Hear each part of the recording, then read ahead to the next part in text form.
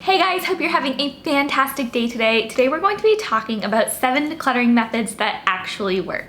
And these are going to be a variety of decluttering methods and techniques that you can use to declutter your home and your life so that you can enjoy all of the benefits of simplicity and of a decluttered space. So I'm super excited to get into all of these methods, but before we jump in, if we don't know each other yet, hi, my name is Ashlyn, and I make videos twice a week on this channel about minimalism and intentional living. So if that sounds interesting to you and you have not subscribed already, be sure to hit that red subscribe button below so that you won't miss a video.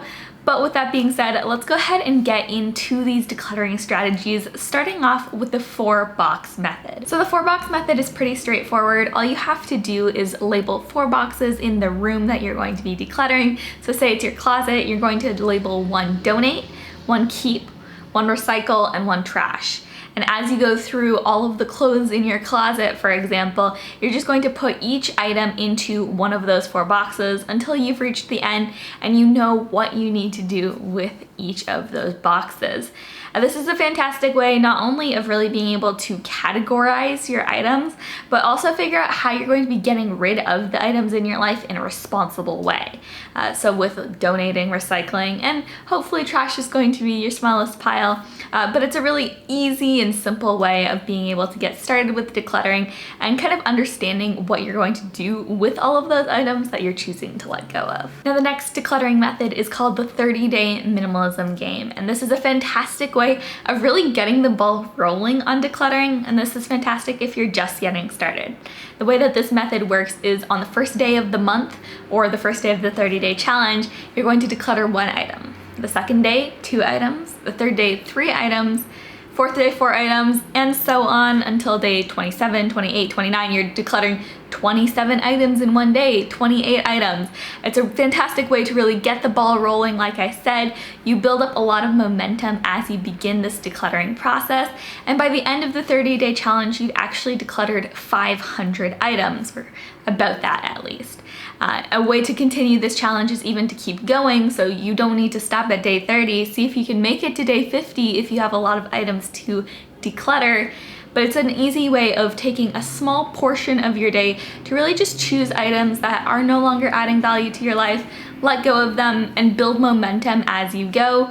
Because although it starts off easy, by the time you're reaching up into those latter days of the challenge, it can definitely be harder, but you've already built up that momentum by gradually increasing how much you're getting rid of each day. So once again, that's a fantastic method, which I find works particularly well for people who are getting started with decluttering, or for people who've already decluttered their lives before, but are just looking for a way to refresh their home and really maybe more intentionally over a period of time reevaluate their possessions. Number 3 is the Kumari Method, and this is a method that's grown in popularity drastically over the past few years.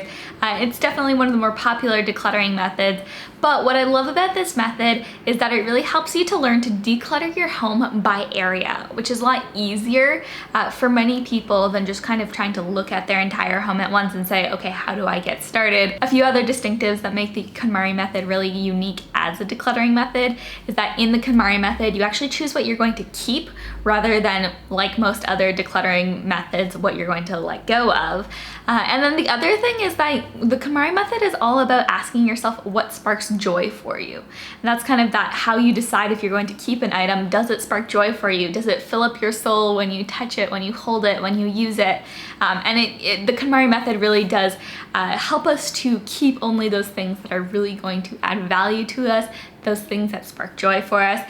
And so if you are a bit more of an emotional person in terms of the way that you look at your possessions, the Konmari Method can often be helpful as a way of determining, what of those items are truly adding joy for you, helps you to build up that does this spark joy muscle.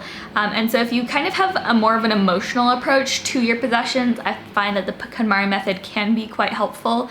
For people who have a very analytical view of their possessions, I find that it's often a little bit less helpful. So that might be something to keep in mind if you're trying to decide if this decluttering technique might be for you or possibly not. The next technique is known as the backwards hanger method, and this technique is particularly helpful for if you're trying to declutter your closet.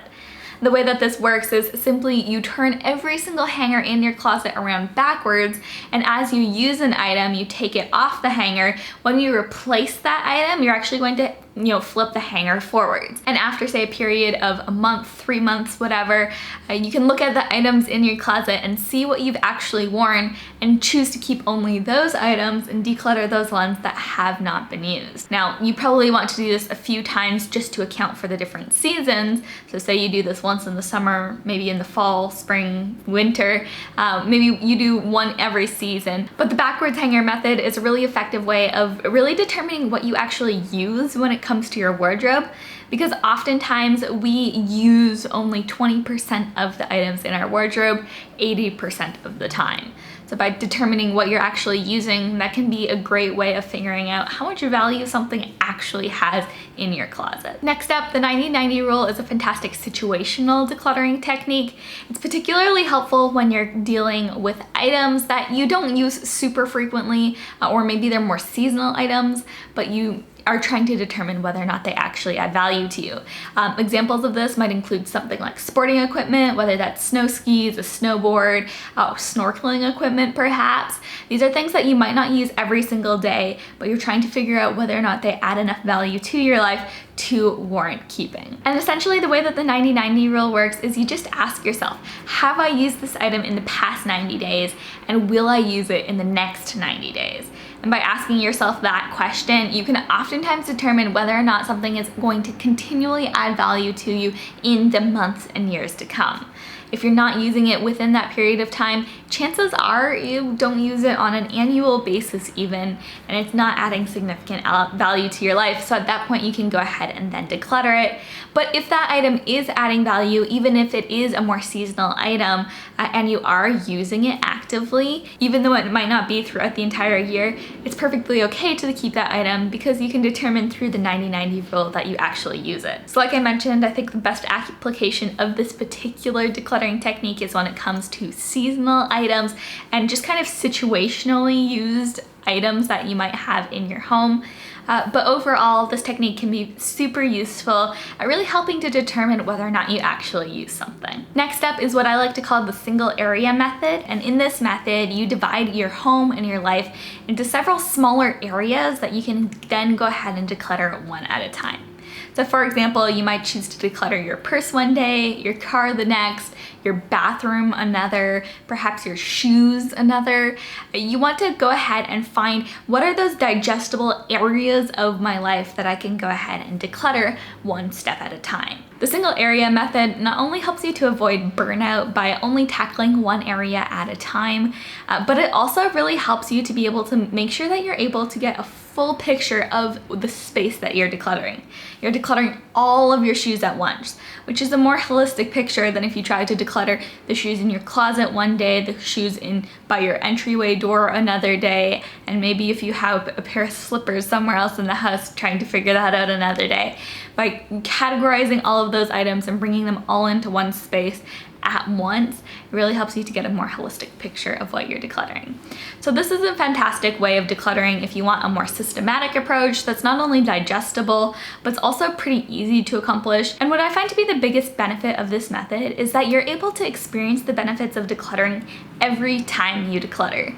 If you've decluttered your car one day, you get to experience the benefits of a decluttered car every single day after that. Same thing goes for your purse, your bathroom. By tackling one area at a time and finishing that one area in that allotted amount of time, immediately afterwards, you're able to experience the sense of satisfaction of having this newly decluttered space. And finally, number 7 is the 20-20 rule. And this particular rule is really helpful for when it comes to things like just-in-case items.